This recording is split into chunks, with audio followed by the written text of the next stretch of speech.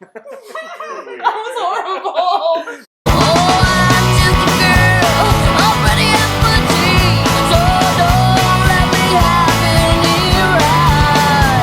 There's a sequel to Final Fantasy X. Oh god. With only female playable characters. There are just 3 characters. They're all women. Yuna and Riku come back, but this is what Yuna looks like in this game. Yep. Yep. That's all we need to say about this game. I apologize in advance.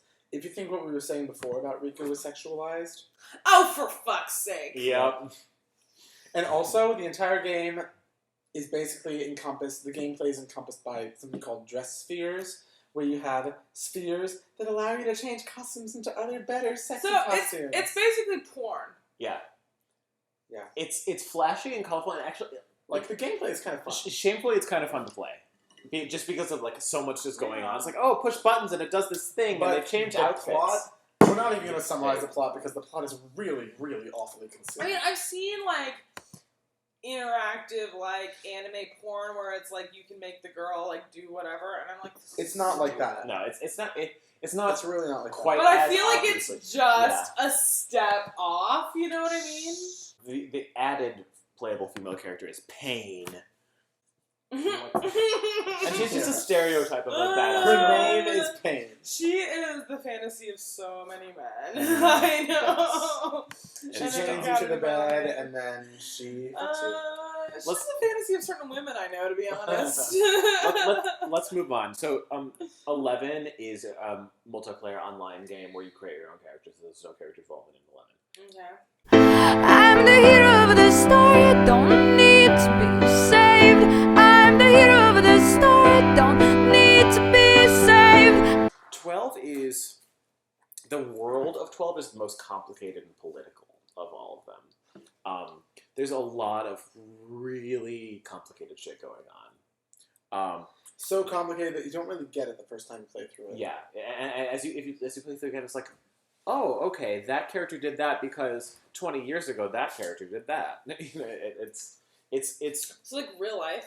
Yeah. No, this world feels the most real. It's still very steampunk, as all of them are. Basic background of this game.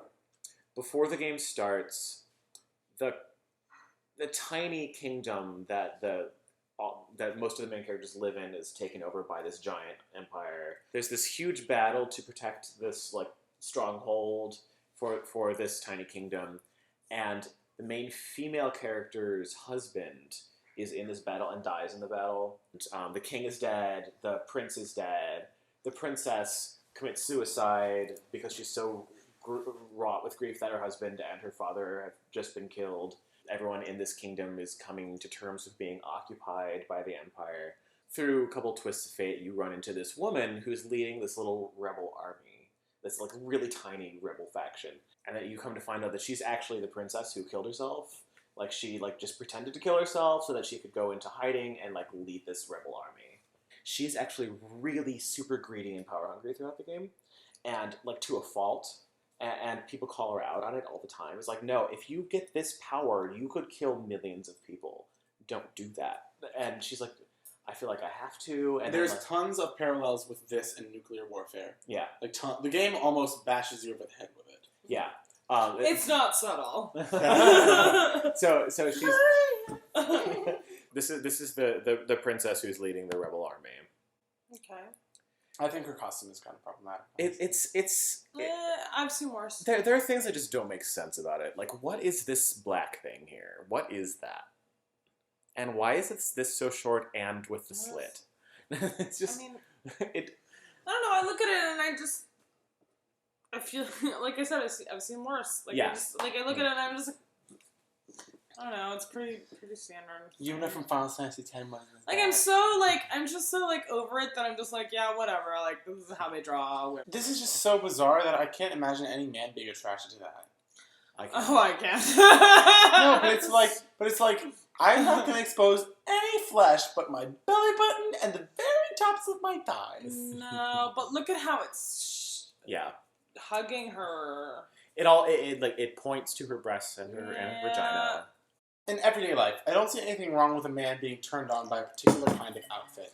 I do see something wrong with a woman feeling compelled to wear that kind of outfit just to please him. I know, but women being constantly depicted wearing that kind of outfit. That's the bigger problem I see, especially when those women are supposed to be in roles where that wouldn't benefit them. Like, she's supposed to be basically a warrior princess leading rebels. Xena the warrior Ash princess. She wouldn't wear something like that. That's the same problem I had with Tifa. It's impractical. I do like that she's always depicted with one of her 2 giant swords that she gets in the game, which are like a giant sword. But she's like, my phallus is bigger than your phallus. And the 2 swords that she gets are actually not at all useful in battle. Like they're useless in battle, but they have plot functions, and they are hers. It is, but I do look at that, and it's like, look at my giant phallic symbol. My bigger issue with it is that, like, in a world where magic and all this shit is available to a character, and her character is more linked to magic than almost any other character besides Fran. Why would she need that? You know what I mean? Especially when she's dressed like that. You know what I mean? I think the point of her sword is that it has the power to create or destroy this nuclear power, basically. Right. We didn't mention that. That sword is the only thing that can either create or destroy them. Oh, look at how it's shaped. Yeah. Her character development is actually really, really well done, though. It's the game can get tedious at times, and it's sort of a shame because the pacing is slow. Yeah, and there's so much information, but like you looking at her struggle with like what power to keep, what power to destroy, what power to use is actually pretty compelling. She never has any love interest during the course of the game because her husband dies, and then she's like, okay, my husband's dead. I'm gonna do what I need to do. So then we have Fran. Oh God. She is of this race of all women. They live secluded in the forest. They protect the forest. And they're not allowed to leave, but she left. So all the women have basically either a job of being a healer or a fighter. She's one of the fighter people. She leaves the forest and because she wants to see the world, but she's like excommunicated from her people. She's not allowed to come back. She is probably in her 70s. Nice. But she doesn't look like she doesn't, because the people in this culture don't age really. That's too bad. Because if she was actually like a person in her 70s, that would be awesome. I know. It would be. So she is very attuned to like the magical world. Like she is herself not as much of a magic power as the princess, but she can sense and feel and see things and hear things that the others can. Yeah. She has like she's like, oh, there's a lot of magic shit going on here. Like, there's problems up ahead. Like, she's the one who... So that. She also has an Icelandic accent, which is interesting. She sounds like Bjork. Yeah. That's Her name is Fran. And she says it with so much breathless tone. Throughout the course of the game, though, she is the partner of the pirate. She's a pirate. Hell yes, pirates. So the two of them... I just like pirates. I'm sorry. Pirates are the greatest. and her partner, it's interesting that like they work really closely together, and there's never anything romantic between them. Are you okay? I'm a pirate. Work really close together for years, and there's never any real romantic relationship between them. They're just a man and a woman who work together and are close friends. Yes. So there's all those thoughts about her. And then there's this.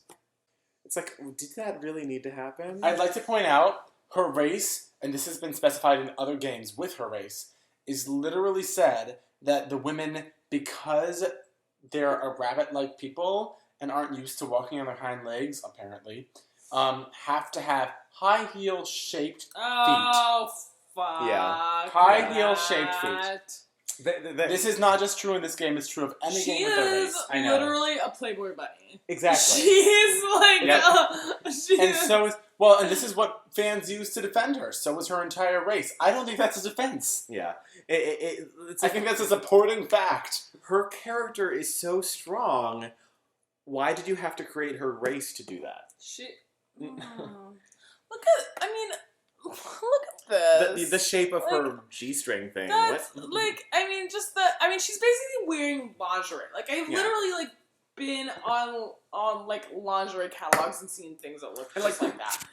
These are, I mean, like, with the thigh highs and the this thing and... These are, like, lace garters. Yeah, that's exactly what it looks like. Sheer fabric covering... It's like, oh, it's sheer. So No, it's like, come on. No. Wait, I mean, I didn't even see that as fabric. I saw that as, like, a trick of the light. It's sheer fabric.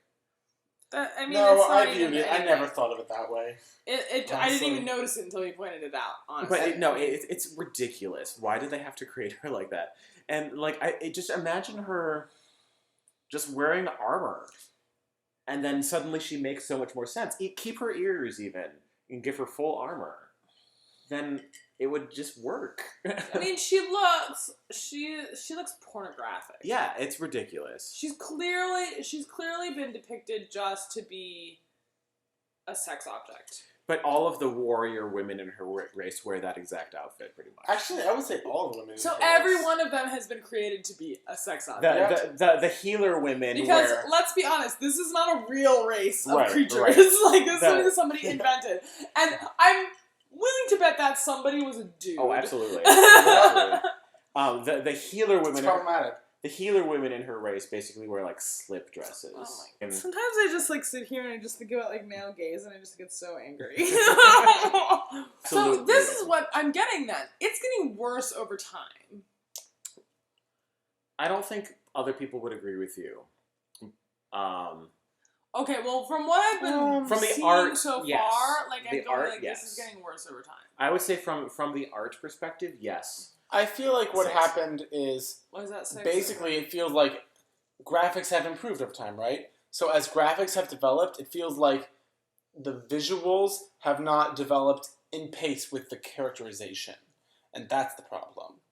I would agree with that. Because like Fran and Ash, as we just discussed, character-wise, you didn't have a problem with Fran's character until you saw the picture, and you should have a problem with that picture. I'm not saying you shouldn't. No, and exactly. In fact, like it almost makes me have more of a problem with it because if I'm like, hearing the character, I'm like, okay, that's interesting, and then I see the picture, and I'm like, that picture goes against everything that I see the character as, having not seen the picture. Like that makes me angry. Right. Yeah, and that's why I wanted to set this up like this because some of these female characters, as characters, besides what they look like, are very well written, and then just the art is just like, what? Why would you do that? That doesn't make any sense. Although I still think Final Fantasy VI is like the pinnacle of where the female characters were in terms of agency.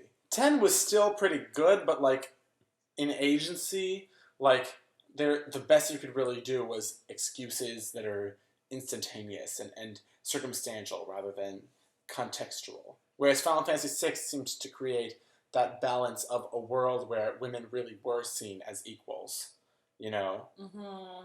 Yeah, I mean, whereas I got 10 that was sense like, too. 10 was women were powerful, but only in the context of a society that treated them as objects, you know?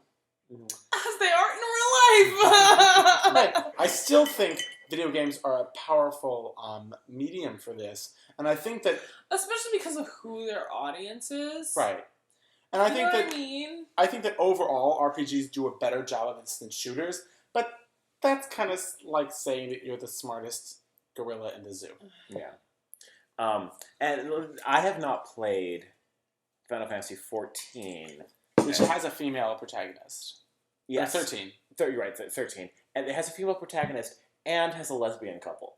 Nice. Really? Which, you know what? Because we were talking earlier about, like, homophobia framed from a, like, heterosexist point of view, and you were saying, like, dudes that don't want to be objectified, but it's also... From that perspective, it's like dudes that don't want to feel irrelevant, right? Like, men are terrified of lesbians because it's like, oh, you were like have totally negated me. Yeah. Right? Yeah. But I think it's important to take all of this shit in the context of the culture in which it was created. For example, to use an example I'm very familiar with, Sailor Moon, had a lesbian couple that was very prominent and also... In the Japanese version. Yeah. And also is considered one of the most empowering examples of lesbianism in anime to this day. Like, and that existed in the mid-90s, the same time when most of these games were being created. People think of culture, I think, as a spectrum that's sort of like constantly like this, like the XY graph. It's really not like that. It's really more like, you know. Yeah. It's like that with anything, though. Yeah, but I think it's important to remember how this relates across mediums, you know, especially when we think of how anime does influence video games, and video games influence anime, you know, and especially Americans tend to think of anime and video games and all Japanese-created media as one entity that is sort of self-isolated, and we tend to view it derogatorily, when really it's very diverse. Mm-hmm. If it makes you happy, it can't be that bad. Xenogears was created, the video game we're about to talk about, was created in 98. The same time when Final Fantasy VII was... between 7 and 8. Between Final Fantasy 7 and 8, which are, frankly, two of the most problematic in terms of gender. And then Xenogears, let's talk about Xenogears. This is a really, really fucking complicated game. This would make like a series of 5 novels. War between two countries that is sort of being goaded on by this country that no one knows exists. That is being led by this person who wants to revive God, God will destroy the world. So in the game, you have to kill God. That's an extremely condensed Nietzsche version. said God's already dead, so... but also throughout this game, there are 3 characters that keep on being reincarnated. There is the Contact, who's the male character, who's the main character of the game. The mother basically gives birth to the rest of the human race on this planet. It's a mighty task. Thousands of years pass, and the Contact and the mother keep being reborn, and there's also the Anti-type, who is another female character that is basically there to help the human race survive, but avoid influence of the God character. Like, she is the humanist female, whereas the mother is the sacred female. So the 3 of them keep getting reborn, and the mother is actually evil, like, every time. Like, she is doing what she can to make this God be reborn, which will decimate, kill everyone, and then this super being can go on and destroy other planets, is the idea. The main female character of Xenogears is one of the Anti-type. But in the course of the game, she is an elite officer in the evil empire. There's an evil empire every time. It's all in every RPG. There's an evil empire. She's an elite officer in the evil empire. She has amazing magic power, but then she comes in contact with the Contact, Faye, the main male character, and they're drawn to each other. They're enemies. They fight, but then they're like, then they protect each other. Then they fight. Then they protect each other, like, repeatedly throughout the game. So Ellie is like reborn as a baby every time. But the interesting thing about the mother, when the current mother dies, any woman alive could potentially become the mother. Sort of like the sorceress in Final Fantasy VIII. Except it's not just any woman who has the gene, it's literally any woman. There's something sort of Wagnerian about that. Yeah. There's something also sort of misogynistic about that. So any... I mean, I don't know. You could argue that that's misogynistic, or you could argue that it's feminist. I mean... Any woman could become the most powerful... Evil mind in the world. Evil mind. Okay, yeah. The mother is always evil. Because what I heard was the mother. So, like, I mean, like, it's like what I'm thinking is, like, this whole sort of, like, glorification of, like, mother... But the mother is always evil. Yeah, the mother is always evil, and you can always tell when someone becomes the mother because she suddenly... Her hair suddenly turns indigo. Ooh, that's a good look. Like Eliza Minnelli at the Oscars. Madonna wishes. And it's really interesting. So we're gonna have to sort of talk about Miang at the same time. So Miang, throughout the course of the game, is the mother and that is existing. The current mother. Yeah, through the course of the game. The person who currently has a mother in her, basically. Yeah. And she is basically fucking one of the generals and manipulating him behind the scenes. As you do. And she's like she's pulling all the strings basically behind the government. So near the end of the game, one of the villains kills Miang, the current mother, and then Ellie becomes the mother. So she is both the antitype and the mother at the same time, and so she has all this like wealth of knowledge from both reincarnations, and she actually like helps create the god, and then you have to kill the god, but then you like end up saving her at the same time. So there's problems with that. I get to look at pretty pictures. Here's a picture. Yeah, okay, that's typical. Yeah, But she's I think covered. that pose though. Is more, the pose is a problem. This is the I think best the I can pose find. is more sexual. Yeah, no, it is like what you were saying about the whatchamacallit project where they had men posing in women's. Yeah. Sort of like, okay, so it's like, what is she doing? She's going like this. But to make a point, I think the pose is more sexual than the actual outfit. Yeah. Like, a man could be in a similar outfit and it really wouldn't be sexual. All of the officers in the military wear basically that outfit. Right. Well, I can't tell much from that, but Yeah, she does but- look fertile. But for the most part, that's what you see of her. Like, when the characters speak, you see, like, a bust of them. Right. And then also their sprite. You wouldn't even see her cleavage. You would really just see her neck to her face. Yeah. The thing about this game that makes it difficult to evaluate visually as a feminist is that the real archetypes and characters are not what you see on screen, but the concepts behind them. Like the mother as concept, or the antitype as concept, or the first context as concept. Mm-hmm. You know what I mean? Like, so it's less corporal than like an actual person. Mm-hmm. Yeah. Which actually, though, can also be what makes it problematic. Because then we're dealing with, really, archetypes. Yeah. The mother as villain, right? The antitype as, like... As savior. Right. A savior or a sacrificing person. savior. I mean, I think of like, you know, the Fifth Element, right? Right. Or She's not quite as weaponized as that.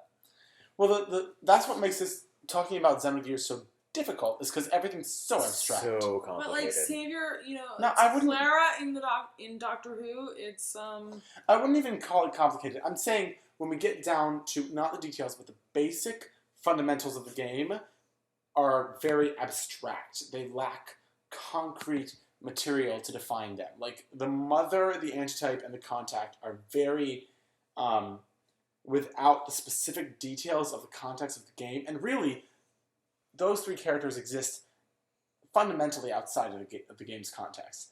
That's what makes them difficult to talk about. And actually, his like evil alter ego is named Id. They're not hiding anything. It's not subtle. It's not subtle. But that's Queen Zephyr. She's the queen of a country that is fighting the evil empire. I like her. She's 500 years old. She's my favorite. They talk about how she looks like a child, but she's actually really fucking old. Right. Yeah, no, I dig it. Well, but overall, she's also portrayed as being elderly. Like, she's wise. She doesn't. super wise. She isn't yeah. involved in the She never actual fights, action. yeah. She has a jewel in her forehead. She did fight with one of the previous Which I have incarnations. also, you just can't see it. Sorry. Michael was talking. I'm sorry. She did fight with one of the previous incarnations to like help save the world, but now she's old. She doesn't fight anymore. But she just doesn't look old. Sorry, we're nerds. In case you hadn't gotten that from this. Excuse me, I spent all day talking on Twitter about one specific modulation in Tosca. I'm going hunting.